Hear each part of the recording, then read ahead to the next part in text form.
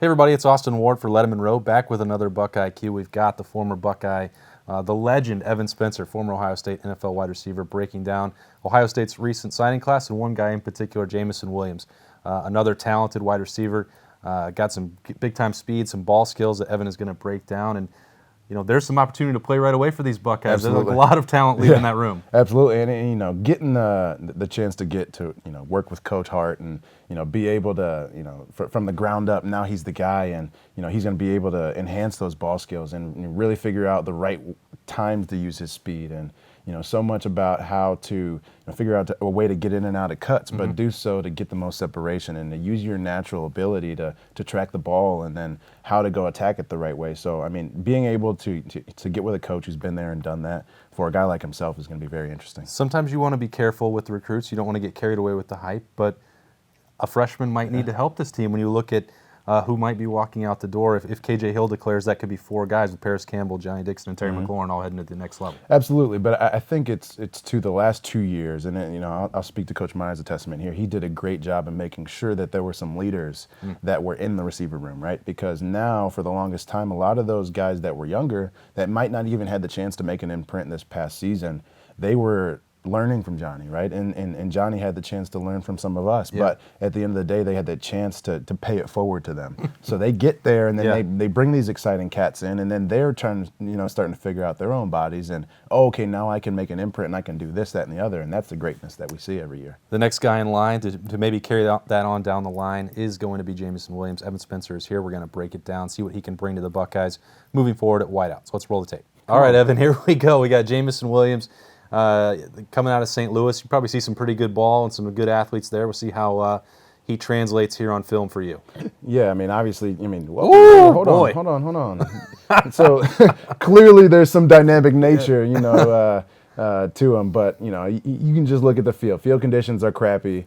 He gets the ball and he says, "I'm making a play. If I got to hurdle somebody, I got to spin move. I'm making a play," and that's a comforting sign to see early. That hurdle was so good that it knocked the camera out of focus. I mean, this guy can move. Like he loves that hurdle. He's just going to throw nothing but hurdles at us here. Yeah, no, I love it. I mean, he's out there having fun. Look at that. That's the best part about when you see guys playing. But know that he keeps jumping, he'll get caught eventually. And the way that we've been doing these and rolling through the highlights, I mean, obviously the stuff we're going to see, Evan, are the good things. Yeah. That we aren't going to see the reps that they miss. But the first thing that jumps out at you, these first couple plays, it's got to be the athleticism, right? Yeah, absolutely. The speed, and especially on this play particularly, his ability to separate from defenders is noticeable, and it's noticeable quick. And I'm sure we'll get another glimpse here, but turn on the gas and separate, Jets. Right? So, that's definitely his differentiating factor. Get the ball in my hand, but more or less, let me find some space, and I can tell you there won't be anybody that can keep an angle on me running down the field. Sometimes you see these guys, Evan, and I'm not saying this is the case with Jameson Williams, but he's so much faster than almost everybody at that high school level.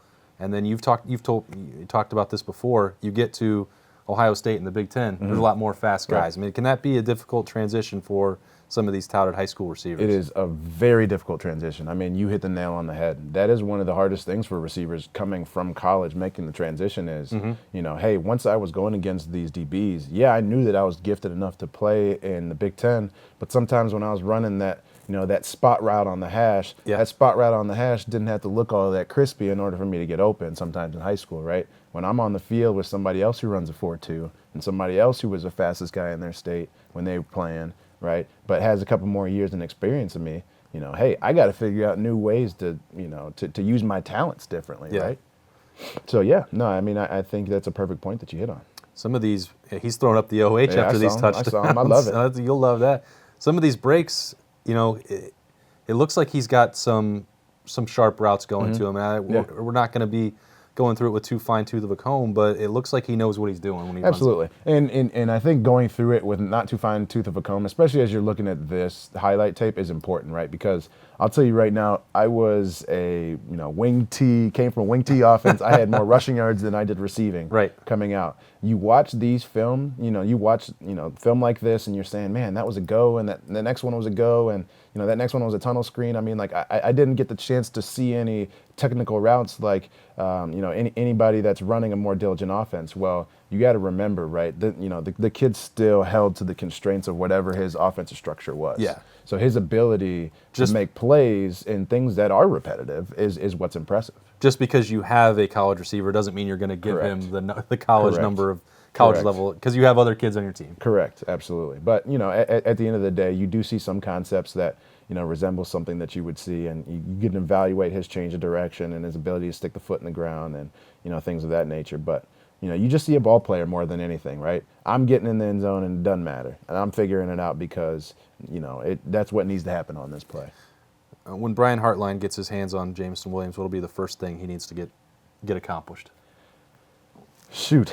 I know that's a long list when you transition from high school to college. Honestly, I would need more film to answer that as best as possible. Right. But in the preliminary plays that I've seen to date, I want to see what his intermediate route game looks like. Mm-hmm. I want to see what his ability to run a jerk route looks like on a middle linebacker. If he's that fast, if I can get his short area quickness nice, right, and he can play inside, absolutely. I would want him on a linebacker trying to protect the middle of the field and cover 2 every single day. Yeah. But he's got to figure out a way to sink his hips. He's got to. He looks like a tall guy. If he can't sink his hips and he's only outside, he pigeonholes himself.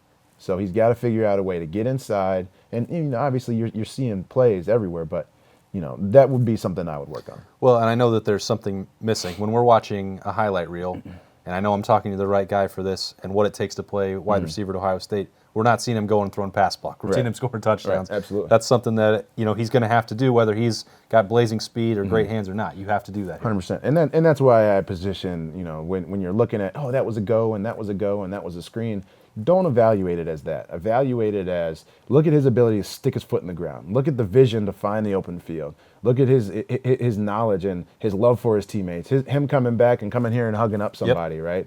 Look at the times where, guys out of the pocket, hey, I know I need to stay alive and I know what my scramble rules are and I'm getting over here to this pylon and, making a play in the corner of the end zone. That's what you pay attention to, because at the end of the day, he's still only held to as productive as the offense is. And, I'm sure his coach is phenomenal at calling his offense, but at the end of the day, his ability to do so isn't as proficient as anybody here at Ohio State. Gotcha. We see a lot of these OH celebrations. This guy's clearly excited to get to Columbus and get started. He's definitely geeked up to get here, and we're happy to have him. But know that you're ready to work. Know that you're coming here to work, and you will be tested every day. But that's what makes us great. And once he arrives, he'll be trying to continue that tradition Evan Spencer kept alive for a few years with the Buckeyes, and then he'll be getting some more Buckeye cues with Evan Spencer breaking him down in scarlet and gray here at Lettermen Row. So this is Jameson Williams. He's in the fold for the Buckeyes. He is signed. He's Evan Spencer to my left. I'm Austin Ward. This has been Buckeye Q for Lettermen Row.